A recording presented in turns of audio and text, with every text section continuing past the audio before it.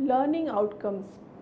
After studying this module, you shall be able to learn and identify the issues that affect pricing of the products to be sold in foreign or global markets, know the general and specific pricing methods or approaches in the international context. Introduction of the chapter. Now I will give you a brief introduction of module. This chapter deals with the basics of pricing in global markets. In case of global marketing, every country and its culture will influence price. It is therefore essential for an international marketing firm to understand the factors that influence pricing decisions, international approaches to pricing, and general marketing approaches to pricing that can be applied to international products. Now we will consider issues and challenges of pricing in global environment. Pricing is especially important in global marketing program because of its effect on market share, market segmentation, demand management, and product positioning. A firm may face certain issues to set an appropriate price for its products in the global markets. These issues can be looked at as internal and external factors relating to company, product, and market. Internal influences include: first, strategic objectives such as objective to be a global player. Second, marketing objective, for example, to gain market share, profit maximization, etc. Thirdly, distribution system, and next, production plant location, and next, cost-based pricing, which can be full cost pricing, marginal cost pricing. While on the other hand, external influences include: first, nature of market, like developed market and underdeveloped market. Second, market demand and customers' ability and willingness to pay. Thirdly, competition. Next, product life cycle stage. And next, government rules and restrictions, which include dumping, anti-dumping, tariff and taxes. Next, exchange rate fluctuations and inflation, and shipping and insurance and transportation cost. Internal influences include: first, strategic objectives such as objective to be a global player. Second, marketing objective, for example, to gain market share or profit maximization. Third, distribution system. Fourth, production plant location. While on the other hand, external influences include: number one, nature of market, which can be developed market or underdeveloped market. Second, market demand and customers' ability and willingness to pay. Third, competition. Fourth, product life cycle stage. Internal influences include: fifth, cost-based pricing, which includes full cost pricing and marginal cost pricing. While on the other hand, external influences include: fifth, government rules and restrictions, which may include dumping, anti-dumping, tariff and taxes. Next, exchange rate fluctuations. Next, inflation, and next, shipping, insurance and transportation cost. Let us now analyze both internal and external factors in detail. We will begin with internal factors. First internal factor is strategic objectives. Strategic objective is described as a mission statement of a firm. For example, mission statement of GLAXOSMITHKLINE is pricing for more than sales and profits. We will consider first the background of GLAXOSMITHKLINE. It is a US pharmaceutical industry leader. Annual drug industry revenues have grown 33% in past 5 years. GLAXOSMITHKLINE (GSK) is doing very well in a high-performing industry. It produces prescription drugs and over-the-counter remedies. Americans spend more than $230 billion a year on prescription medications. Prescription prices have risen rapidly over the years, and healthcare costs continue to jump. Criticism. First, high drug prices have sent many consumers, especially those with limited budget and fixed incomes, to Mexico or Canada in search of cheaper alternatives. Second, GSK has been accused of pricing drugs out of the reach of the poor people who need them the most. Third, GSK earning profits unfairly, even at the expense of human life. GSK spends more than $5 billion a year into direct-to-consumer advertising and another $16 billion into sampling. GSK industry. GSK has developed a steady stream of medicine that transform people's lives. Developing such new drugs is a risky and expensive endeavor. The pharmaceutical industry invests nearly $50 billion a year in R&D, research and development. GSK alone invests $7 billion. A recent GSK ad notes that it took 15 years to complete all the tests and to find the exact right compound for a new heart medicine at a cost more than the price of a space shuttle mission. Profits from the heart drug will help to fund critical research on diseases such as multiple sclerosis and Alzheimer's. The ad concludes, inventing new medicines is not easy, but it is worth it. Today's medicines finance tomorrow's miracles. GSK and the industry facing pressure from all sides. It has undertaken several initiatives to make drug available to those who need but cannot afford them. The company recently launched tiered pricing experiments in the developing world, selling its medicines to patients at different prices linked to their ability to pay. In the US and other developed countries, GSK sponsors patient assistance programs and discount cards that provide prescription medicine to low-income, uninsured patients free or at minimal cost. GSK regularly donates free medicines in response to disaster relief efforts around the globe. For GSK, it is more than the matter of sales and profits. Its heartfelt mission is to improve the quality of human life by enabling people to do more, feel better, and live longer. Accomplishing this mission won't come cheap. Second internal factor is marketing. Objectives are the marketing objective of a firm to enter into a global market can also affect selection of a pricing strategy. For example, if the objective is to gain a large market share, this would require a firm to adopt a penetration pricing, whereas in order to tap less price-sensitive customers, it calls for adopting market skimming pricing.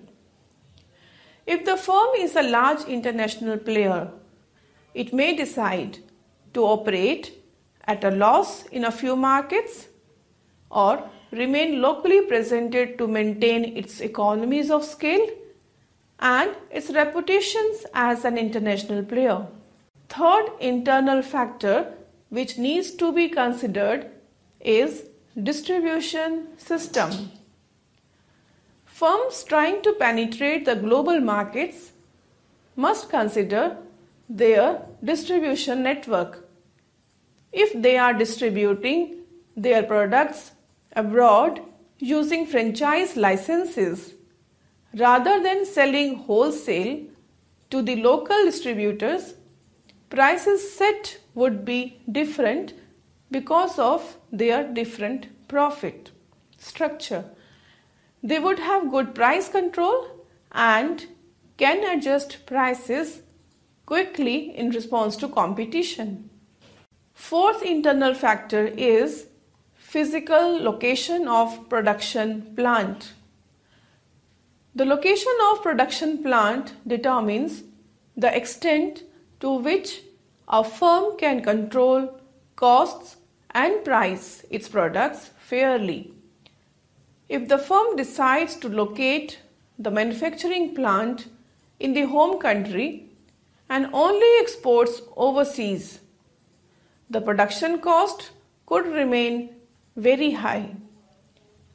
The production and distribution costs will put a limit on the minimum price of a product to sell in the foreign markets and generate profits.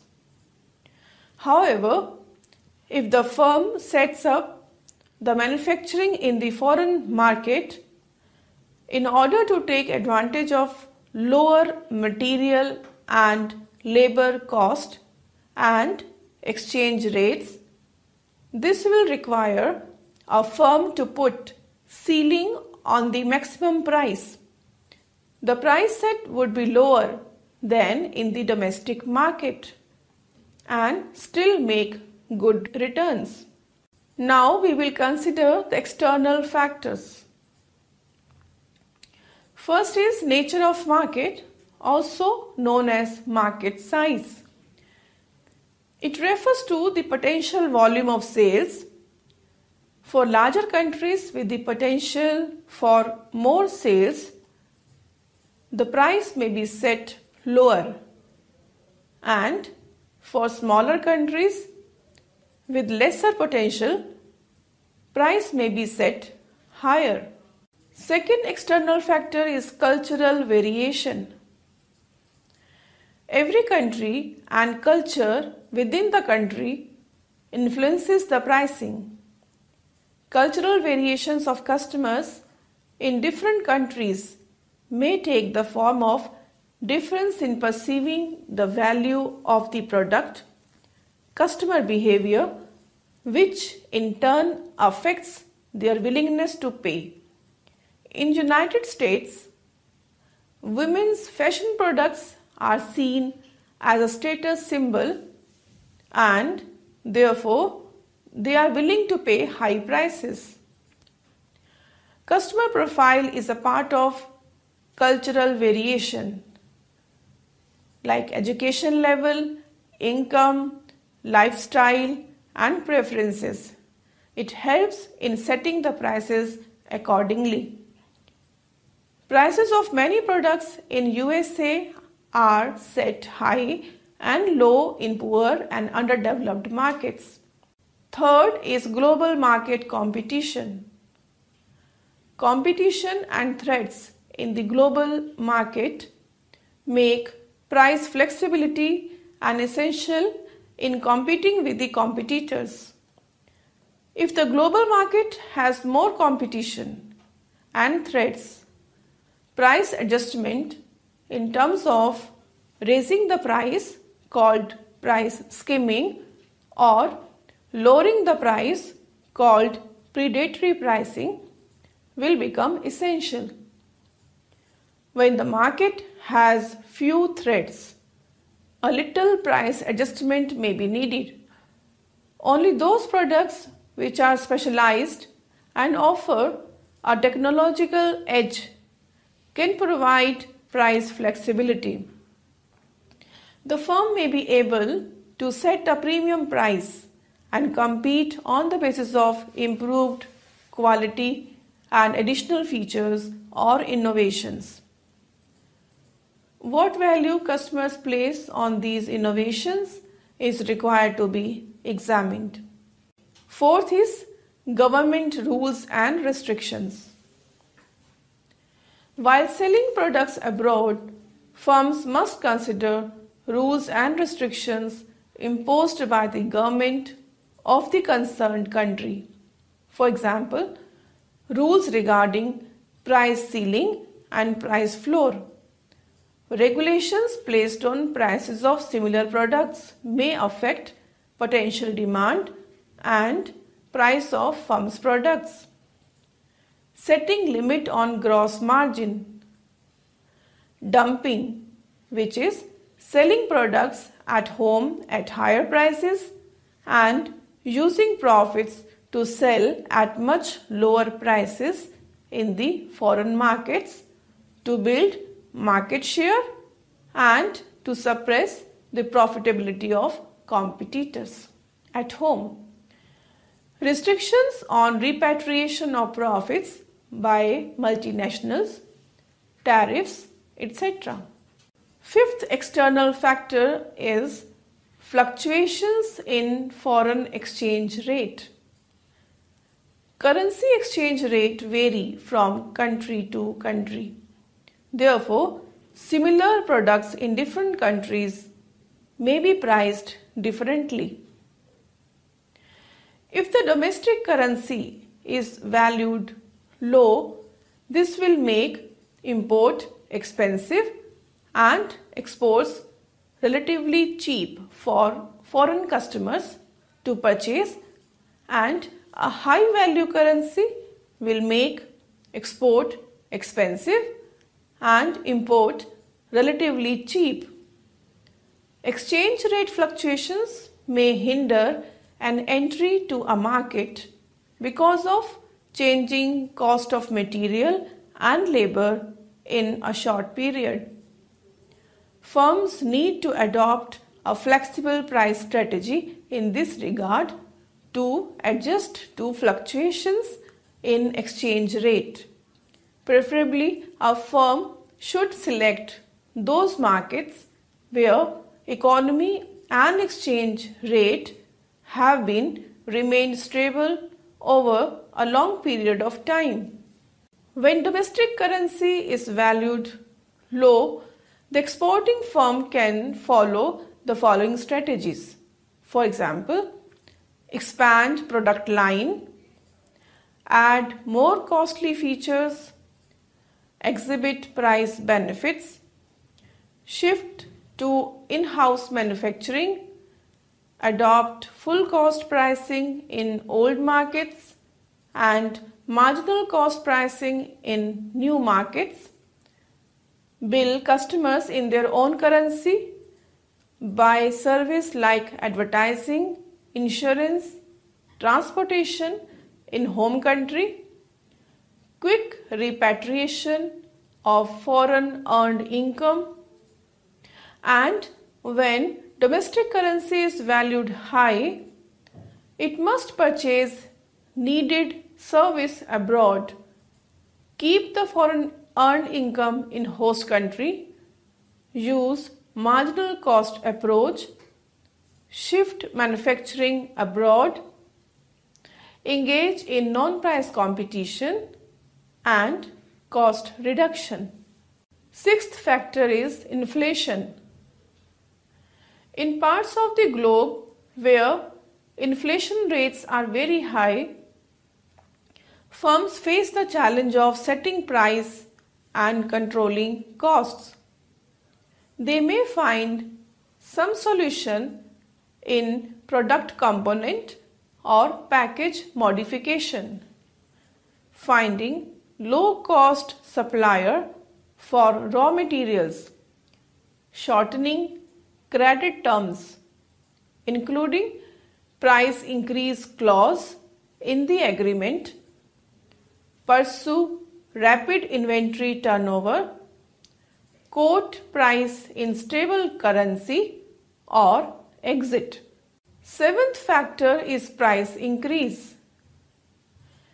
In order to export products to a global market, export price may become higher than the domestic price because of the incremental cost of shipping, insurance, and tariff. The firm may need to position its products as a premium brand to justify the higher export price, or it can manage the price increase by rearranging the distribution channel, eliminate costly feature, downsizing the product, assemble or manufacture the product in foreign market, choosing closer proximity to customer, selecting variable cost pricing, etc. Eighth factor is price coordination. It means that relationship exists between prices charged in different countries because of the facts that markets cannot be separated perfectly, and too much price difference would create grey market, also known as parallel trade. Price coordination can be achieved by deciding on the factors like nature of competition, nature of customers, amount of product differentiation, government regulations, and distribution channels. Other issues include availability of web-based selling structures and distributors to reduce selling cost and to promote goods, cost of tariff and other barrier, anti-dumping laws, parallel trade pricing, which is importing goods from low tax country and exporting to higher tax country, then availability of similar products, distributor's markup, which is the difference between the distributor's price and the customer's price, brand image, stage of product life cycle, product differentiation, and capacity utilization. There are two approaches of pricing: generic approach and specific approach. First, we will consider generic approach.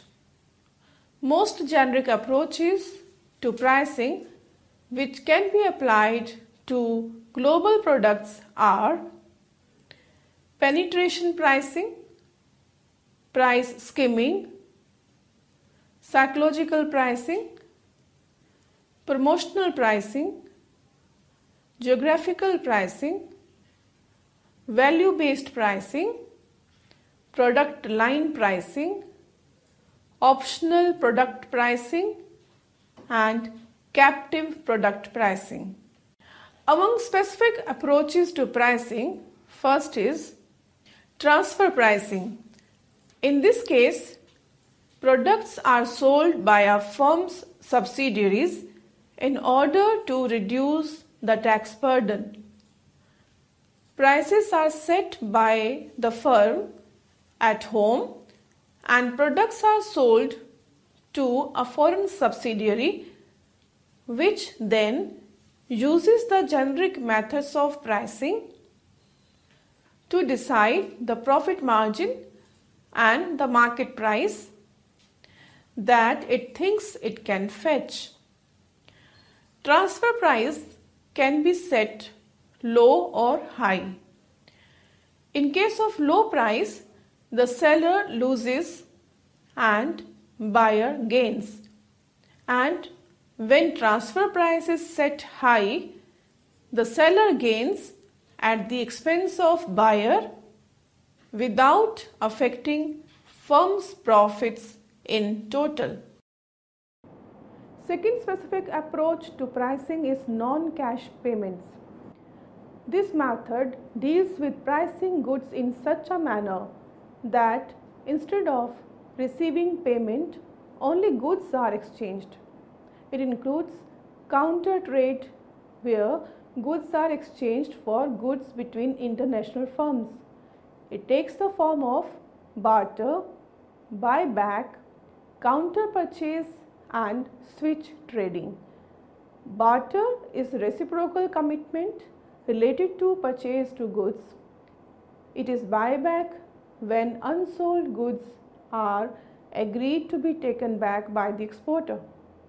In case of no buyback, it is counter purchase.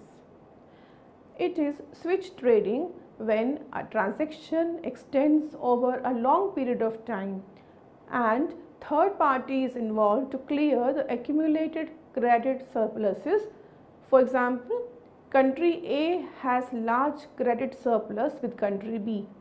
A third country C may export to country A, and to finance the export, country A sells country B's exports to country C. Non-cash payment methods are not popular these days because they suffer with the limitations of lower profit margin, distorted price, encourage economic inefficiency and promote inferior quality products. Third is standardized pricing. It refers to using a common approach to pricing everywhere. Fourth is adapted pricing. It refers to adapting the price to local conditions. For example, to meet purchasing power of customer and to cover up with the differences in distribution systems and market structure. Let us summarize the discussion we have done so far. The success of an international marketing program of a firm depends on selecting a right price for its products to be sold in the foreign market. It requires a good understanding about the target market. Firms operating in global environment face certain issues or challenges regarding setting prices across different countries. These issues are internal and external. Internal issues are firm's costs, marketing objectives, distribution system and production plant location and are controllable in the hands of firm. External issues which are largely uncontrollable are customer demand and preferences, competition, government restriction, inflation and foreign exchange rate.